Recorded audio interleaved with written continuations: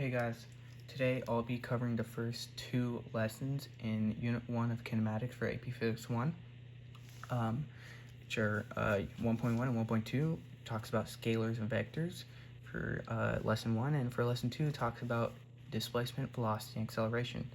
It's important that you understand this, and especially Unit 1 in general, because other concepts in AP Physics 1, and if you go on to, for example, like Physics C, Physics 2, or Physics C, Energy, Electricity, Mechanics. These are like the fundamental concepts that you'll especially use in AP Physics 1. And if you go into AP Physics C, it's basically this, but in a calculus format. So it's easy if you're taking Physics 1 and planning to go into Physics C next year, like how my school does it. It's helpful to learn this stuff, not only Physics C, but to help you in Physics 1, because concepts will build off of this knowledge, especially in Physics 1. So we'll start off by defining what a scalar and a vector are.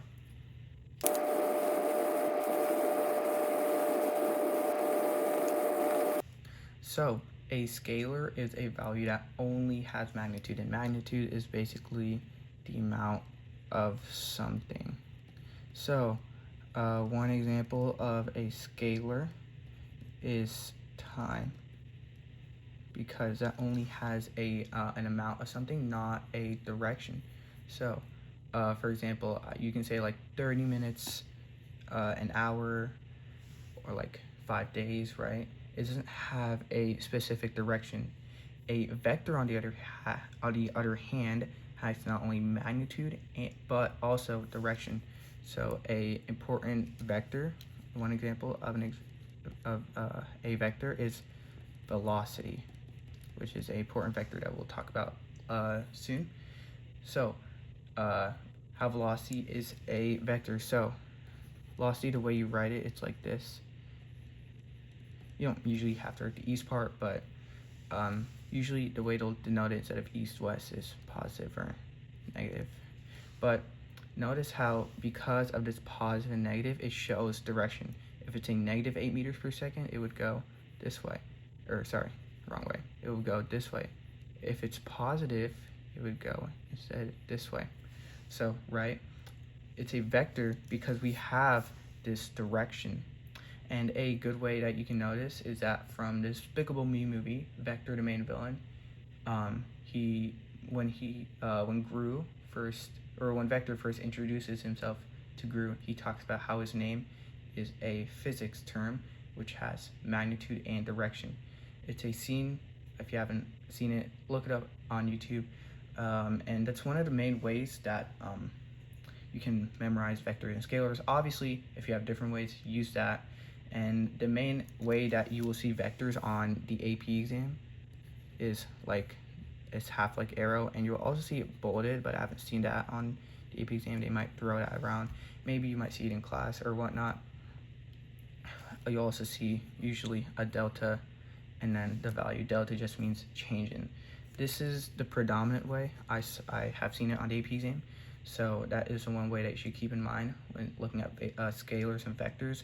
And the one way, it's a common way on the AP exam college, or what they do is that they'll trick you if you don't know which value is a scalar and a vector, because in calculations, if you like misalign them or misinterpret them, it will cost you points, because scalars and vectors can be calculated differently, especially with the positives and negatives of vectors.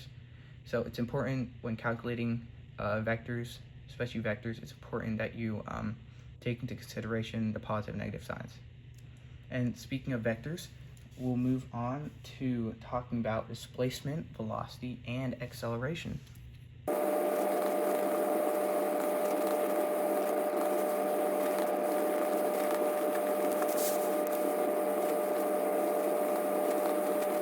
So displacement, velocity, acceleration, I'll cover them one by one. So first we will start with displacement, and displacement is basically your change in delta x is basically change in displacement. So one example of, for example, displacement, we have a person right here, right, who goes 5 meters, right, his displacement in this moment, his delta x would be 5 meters, obviously. Now, let's say he moves back 3 meters. Now, his delta x would be 3 meters. Or sorry, not 3, 2. Now, why would that be the case? Because we have this formula. Delta x equals x final minus x initial. And we have this because of this delta x. And that delta, or not that delta x, the delta. And that delta just means change in. And change in is always final minus initial. It's for initial minus final. So our final position was here at 3 minus our initial position. Sorry, our final position was 2, not 3. And our initial position was 0 because we started at 0. So 2 minus 0 is obviously 2. We can use this here.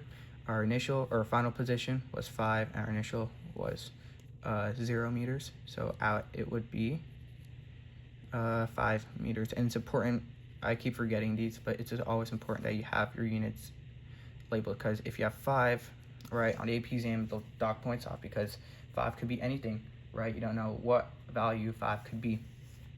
So it's important that you have meters or meters per second or meters per second squared, right? So you know that they know, your graders will know what value you're talking about. The next value that we'll be talking about is velocity.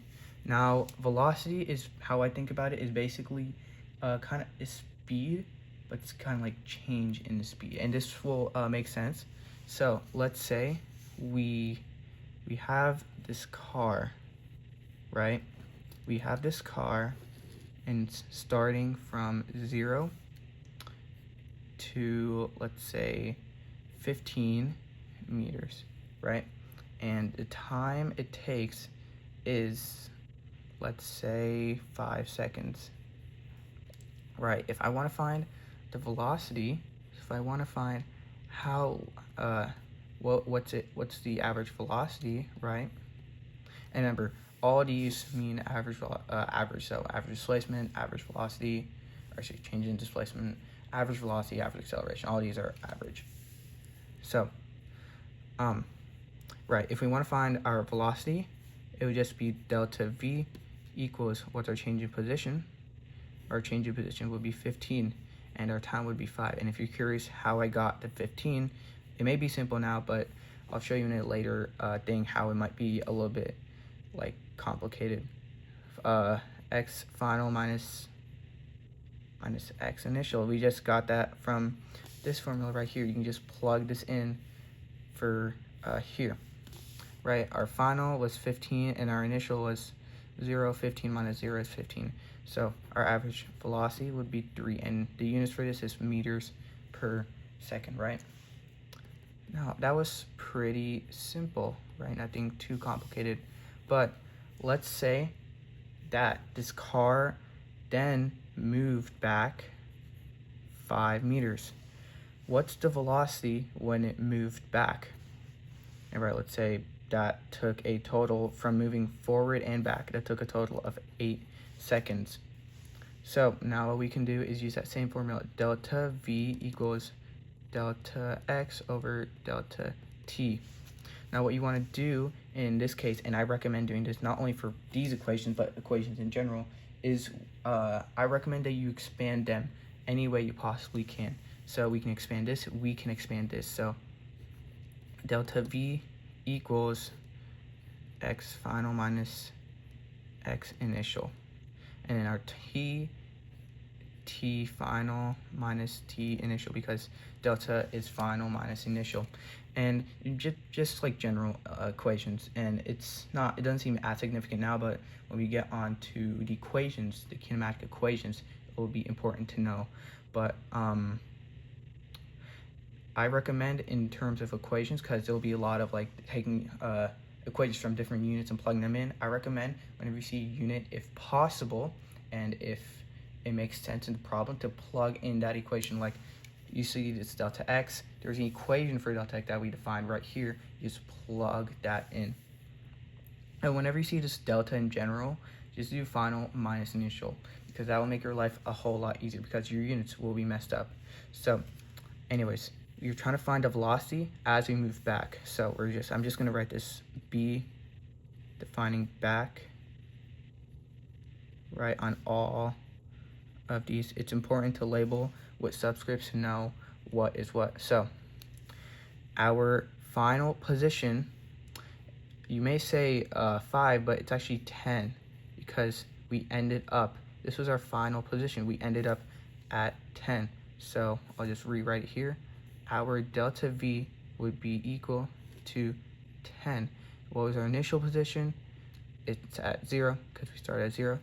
Our time final would be 8, and our minus our time initial would be 0, right? If we do that, 10 minus 10 divided by 8, simplify that to 4 over 5, and that is around 1.25 meters per second, right? And that's velocity from back here. Now, the way that you could find a velocity, there is a longer way to do this. What you can do is take the same equation, plug in all these values, and then get your final velocity. Or you can take the average velocity and you can still get the same answer. Because remember, this is average velocity, so you can take this and this, add them, divide them by 2, and get your velocity. Obviously, I won't be doing that right now. For sake of time, but it's important. It's good to know that when you see a problem like this two-step problem, right? You want to it has to expand your equation, and when I mean by expand is that whenever you see something that you can plug in an equation for, plug in that equation, and when you always see delta, always put that value final minus initial, like I did with time, because I didn't specify a time equation, but because it was delta, I put final minus initial. So always do that with your deltas. And then finally, the last value that we'll be talking about is acceleration. Now, acceleration is basically changing velocity as velocity goes up and up and up, and as velocity goes down and down and down.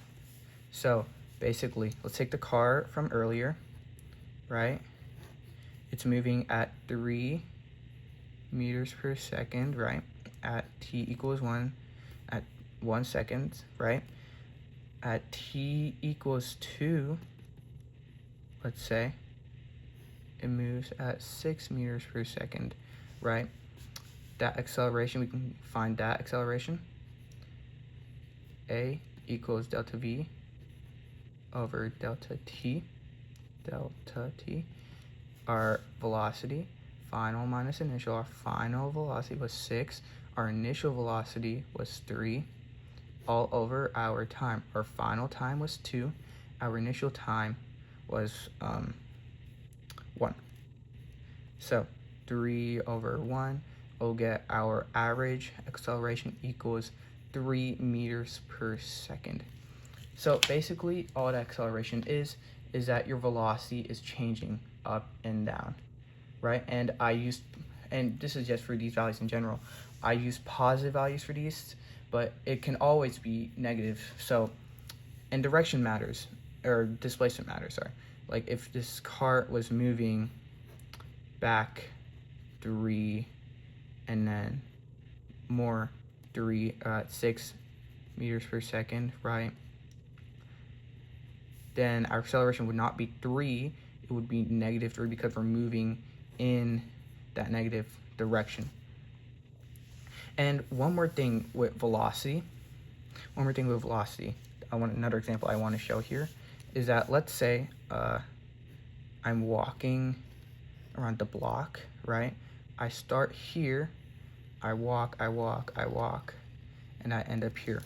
What do you think my velocity would be? Well, my velocity would be 0, my acceleration would be 0, assuming I speed up and slow down, and my displacement would be 0, and these should all have deltas. right? But why is that? Well, these kind of have like a chain reaction kind of. So let's look at this first equation. Final minus initial, delta x equals final minus initial. What was my initial position? Well, let's just say I walked 30 meters. My final position was 30. And my initial position is also 30 because I ended up in that same spot. So my final position is equal to my initial position. So just 30 minus 30, which is equal to 0, right? If you want to find our velocity, we just plug this in for 0, right? 0 over whatever, how many times just plug in a random value, 8, equals 0, right? And we can just plug this in here. So we know our velocity equals 0, or our time, let's say it's a, equals 0. Our delta a equals 0. So whenever you get a question about an object moving in a circle, and it asks you, what's the displacement, what's the velocity of acceleration, it is all 0. I think that should be pretty much it about velocity, displacement, acceleration, and scalars and vectors. Review one more time. A scalar is a value that only has magnitude, which means the amount of something. An example will be time. A vector has magnitude and direction. Example will be velocity. And the way you can know it's a vector is with this like half arrow thing and this delta. And when calculating vectors, it's very important to take in consideration the sign in front, whether it's positive or negative. Displacement is basically how far an object moves. And it's always final minus initial when we're talking about delta. Velocity is basically the speed of something, but with direction. And it's always important to take into consideration your values and always expand your formulas. And by expanding your formulas, when you see a delta, always put final minus initial. And acceleration is basically the change in that velocity. So if I start with 3 meters per second, and if I move to 6 meters per second, that change in velocity, that is acceleration. We can all use, and we can all have these simple formulas. In the next video, I will talk about the kinematic formulas and also connect them to graphs. Thank you for learning with me. If you have any questions, please leave them in the comments below. Thank you.